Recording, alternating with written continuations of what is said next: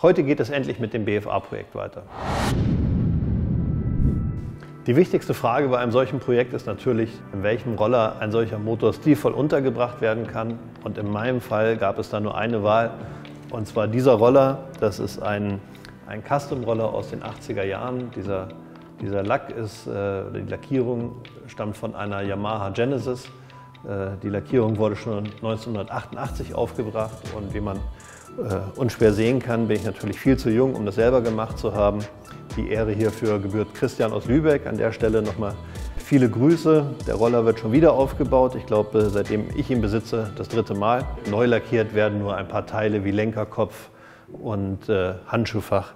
Alles andere bleibt original und erzählt weiterhin viele Geschichten der letzten 30 Jahre. Wie ihr seht, ist sehr viel schon vorbereitet. Ich habe hier die SIP Performance Seilzüge verwendet.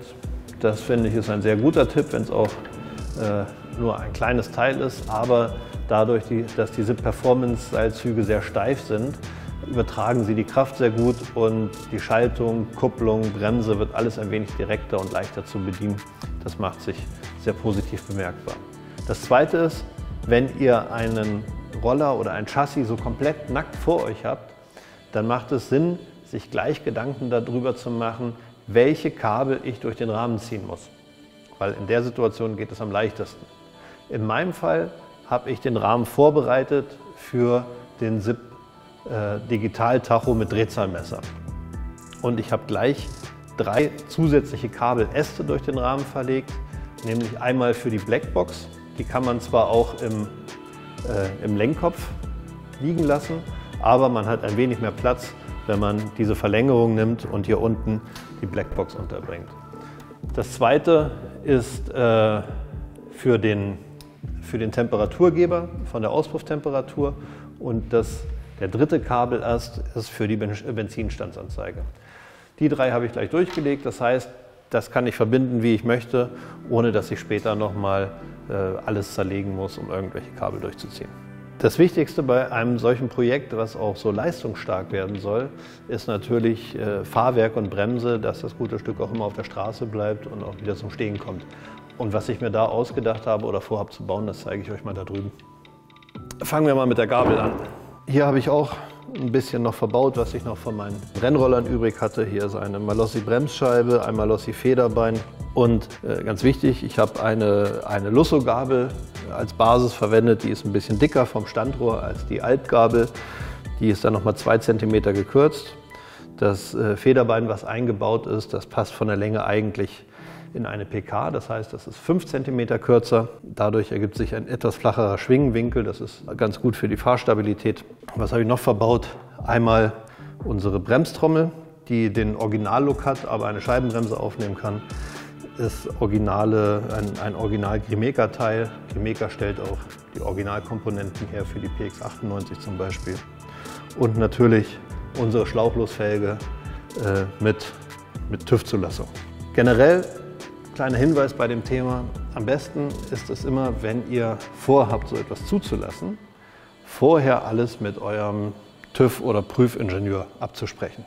So habe ich das auch gemacht. Ich bin vorher hingegangen und habe ihm erzählt, was ich vorhabe, was ich verbauen möchte und er hat mir gesagt, an welcher Stelle er was davon hält und was er auch nicht so gut findet. Dann fange ich mal an und baue die Gabel ein.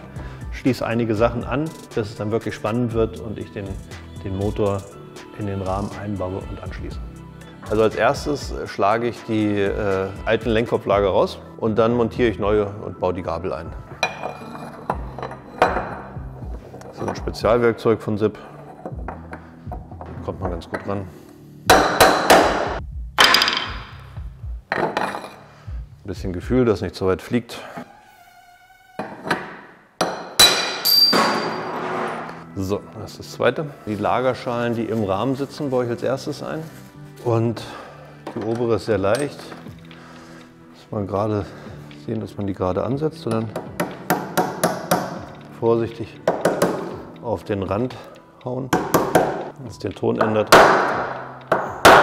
Dann sitzt es auf. Aber zusehen, dass es sauber ist unten.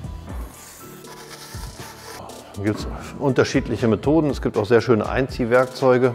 Ich mache das immer noch am liebsten mit einem Hammer und einem Durchschlag.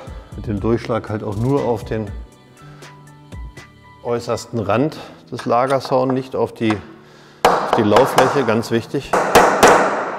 Jetzt hört man, wie der Klang sich ändert. Da auch. Da auch. So. Man spürt auch, dass die Abstände gleichmäßig sind. Der Klang ist jetzt viel heller.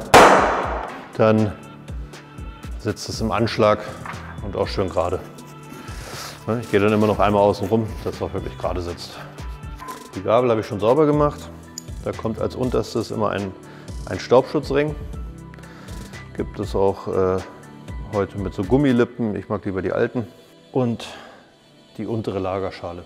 Und um das da richtig drauf zu bekommen, gibt es dieses Spezialwerkzeug.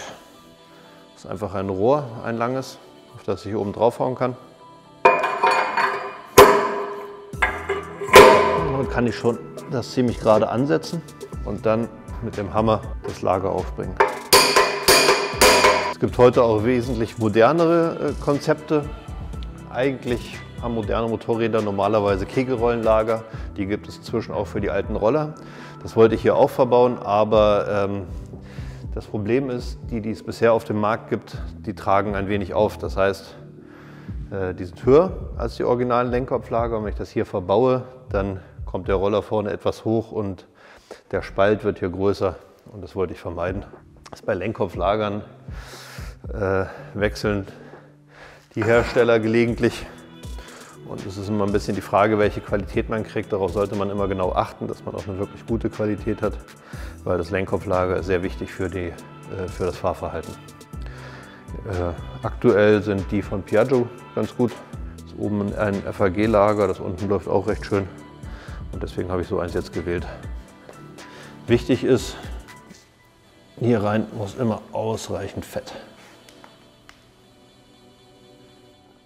Das Schöne an Kegelrollenlagern, warum ich die erwähne, ist, die sind ein ganzes Eckchen stabiler als Kugellager, langlebiger und führen eigentlich auch etwas stabiler das Rad. Sag mal, kannst du die Bühne ablassen? Genau, bis ich Stopp sage. Stopp, das ist ein Spezialwerkzeug, um den Lenkkopflager anzuziehen. Hält das Spiel jetzt natürlich hinten zu leicht.